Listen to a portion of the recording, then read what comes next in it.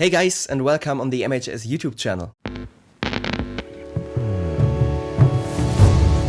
Today we want to have a look on a compressor DIY kit, the MU524. This little piece of gear is inspired by the Altec 124, which is a compressor from the 60s built for the legendary Abbey Road studios. And of course it's not a real recreation, it would not be possible in this small size, but it is the same kind of compression. It's called a Vari-Mu design.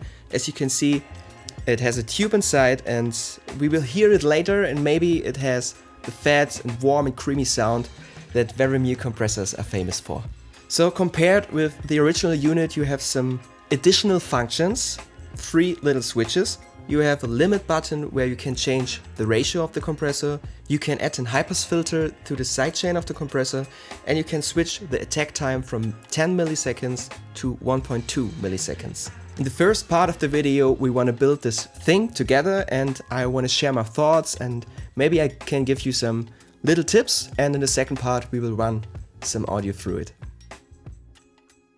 The kit comes well packed with everything you need, and I think it's doable for everybody who's able to deal with a soldering iron and a digital multimeter. You find all the necessary information on the Sound Skulptor website, like the assembly guide and the setup guide. I'm not sponsored by the company, but I have to say I love these kits. They are professionally made, well documented, easy to build, and they are using good quality components like VMA capacitors, brand audio transformers and CFA meters.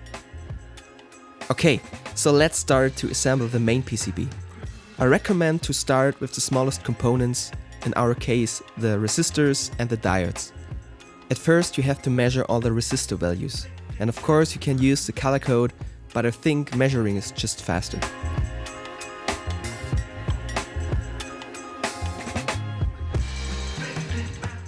After applying the components with the same height, I put a piece of something on top of the PCB, flip it to the soldering side, solder it and cut the legs. That's my technique. Of course, you can use helping tools like a PCB holder or a different clamping device.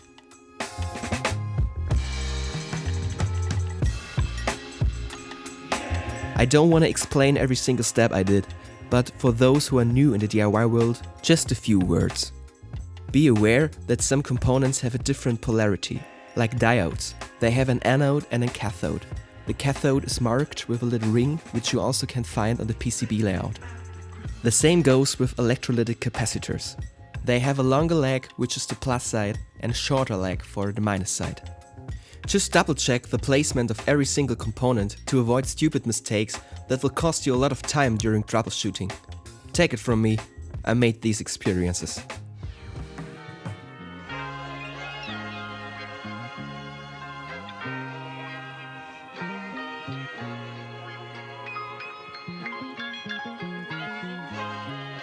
When placing the big UTM transformer, do not tighten the 2 screws from the transformer PCB. Leave a little bit of space, that makes it much easier to place it on the main PCB. After soldering, you can tighten the screws. The fully equipped PCB should look like this. When you put together the front panel, I have another tip for you. Only solder 1 pin of the 3 switches with the white caps. When it's possible to move these switches, it's much more easy to place it perfectly in the middle of the hole from the front panel. After you're happy with their position, you can solder the other pins. Okay, let's jump to the fun part. Putting everything together is so satisfying.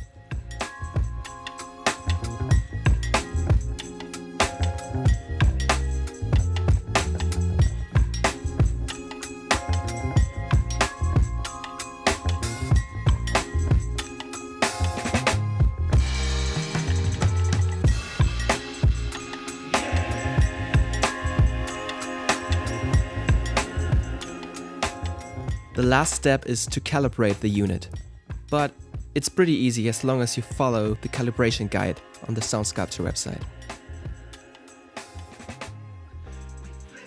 Okay, so this is always the most exciting part. All the voltages are checked and... oh my god, my hand is shaking. Yes, it looks good. I'm not using expensive measuring gear. I just use the test generator, which is a stock plugin in Cubase, which generates a sine wave.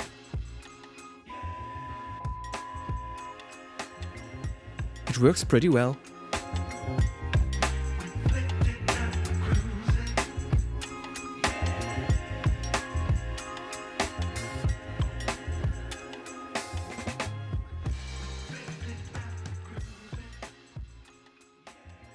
We are in Cubase 12 now, and I set my units up as external effects. You can do this in Cubase, and I love this feature because you can use all your analog hardware like you would use a plugin. So you have a little window where you can turn it on and off.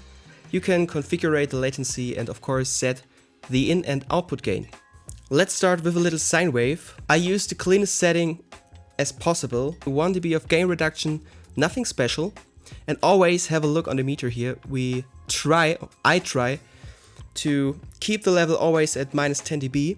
And here we have a little bit of harmonic distortion, the first and second harmonic, around -90 dB. Okay, let's crank the input.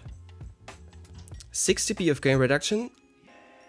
I reduce the output to level match. And what you can see, we have more harmonic distortion. Let's crank the unit. Okay. And with 12 dB of gain reduction, we create even more harmonic distortion. So that's a good thing in my opinion. The more we compress, the more harmonic distortion we create. Let's try it with the limit button. And as expected, because we compress more, we have more harmonic distortion, around -55 dB. Let's start with acoustic guitar.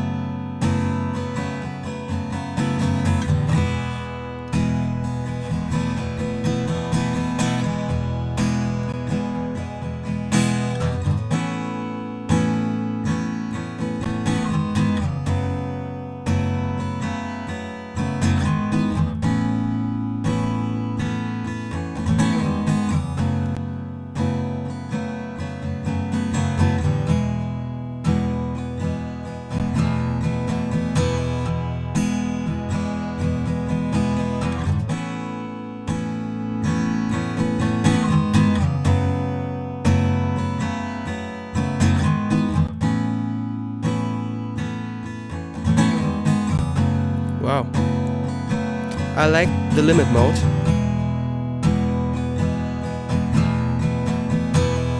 Alright, I really like the limit mode on this track. And you might be wondering why the return gain is at -6 dB. If you crank the input, it's not possible to level match, because even if the output volume is at 0, the unit is much louder than the unprocessed signal. So the processed signal is much louder than the unprocessed signal, and it's impossible to compare. And this is the reason why I have to reduce it in Cubase. Let's try it on a faster track. Same settings in limit mode, and high pass filter is on.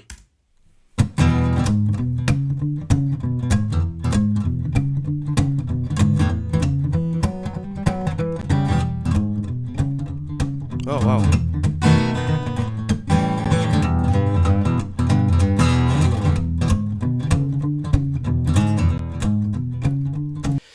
It feels louder, but always have a look on the meter. It's the same peak level volume. We are around -10 dB.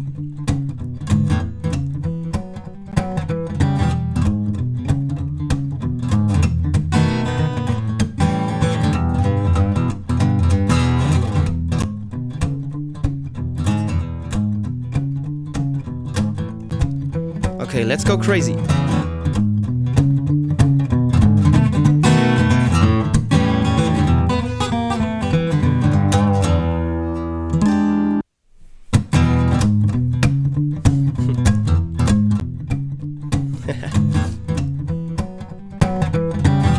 Okay, it's too loud.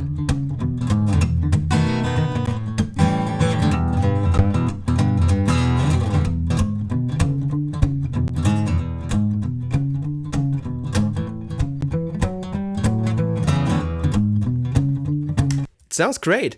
And this is one thing I love about Vari-Mu compressors. You can go crazy. We had more than 10 dB of gain reduction and it still sounds alive, it still sounds good. It doesn't sound like we compressed the hell out of it. Let's try it on bass.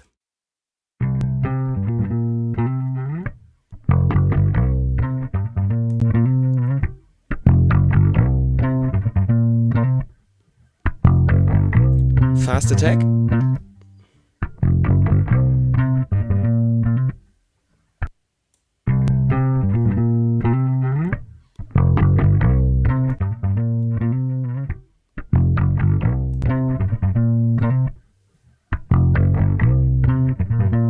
High pass filter.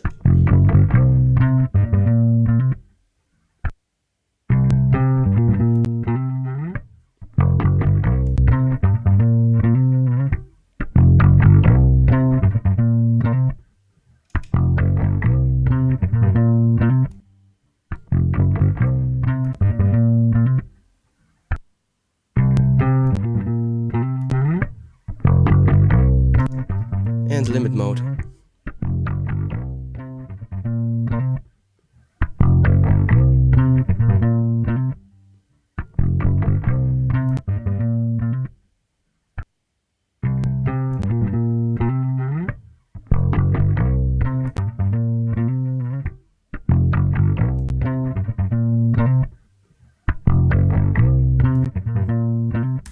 Okay, and again I like the limit mode. And it definitely adds something, and it's not only volume, vocals. The night belongs to the creative ones who dream through the day, live in the night. The moon's my sun, the stars my birds in a silver light. The night fulfills dreams by the day, I like it. craves realness in the dark we walk. The night belongs to the creative ones who dream through the day, live in the night. The moon's my sun, the stars my birds in a silver light. The night fulfills dreams by the day, craves realness in the dark we walk. With also just our midnight strolls and sweet talk. Let's try fast attack. The night belongs to the creative ones who dream through the day, live in the night. The moon's my sun, the stars my birds in a silver light. The night fulfills dreams by the day, craves realness in the dark we walk. With also just our midnight strolls and sweet talk. For vocals I prefer the normal mode. I think limit is a little bit too aggressive and you can hear the compressor too much. But again, it adds something really special. It sounds more in your face, but in a good way. So it doesn't sound harsh or aggressive. It's really smooth and it has a little push in the upper mids.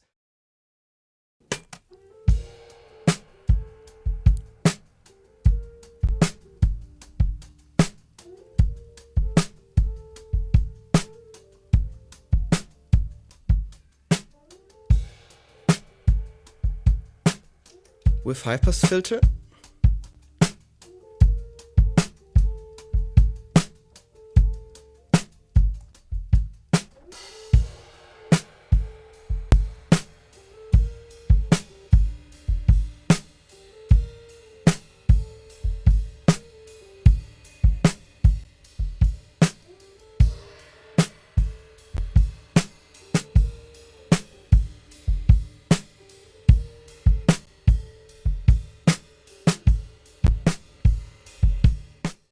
So this is raw material, no edit, no mixing, it's perfect for testing.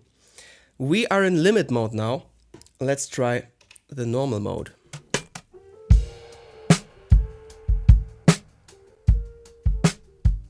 Okay, it's too loud.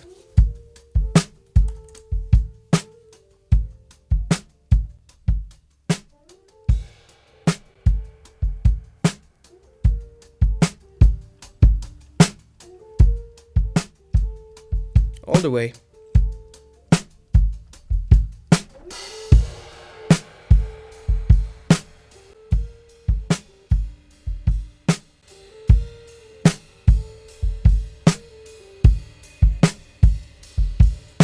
Fast release.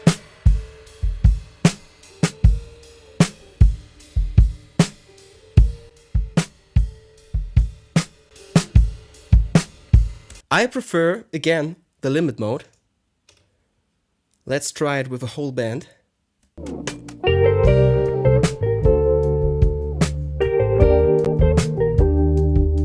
Yeah.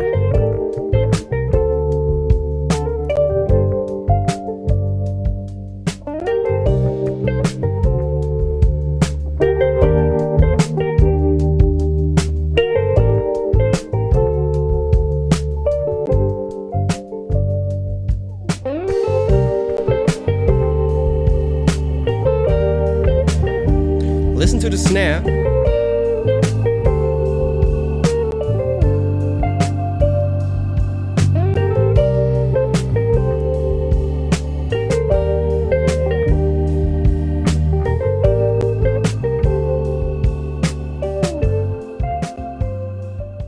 Let's try it in a faster mix.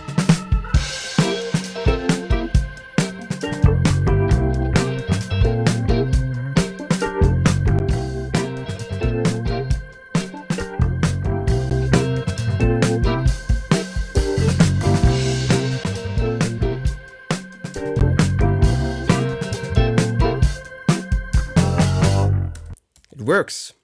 And last but not least, I want to try it on electronic music. It's a song from LSE I produced and mixed.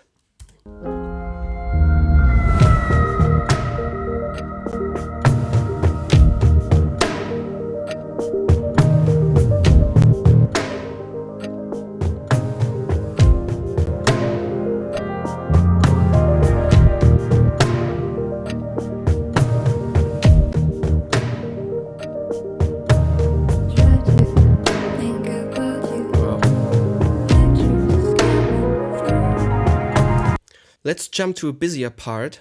And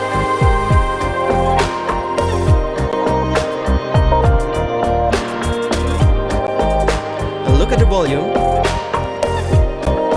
It feels louder, but it's still the same volume.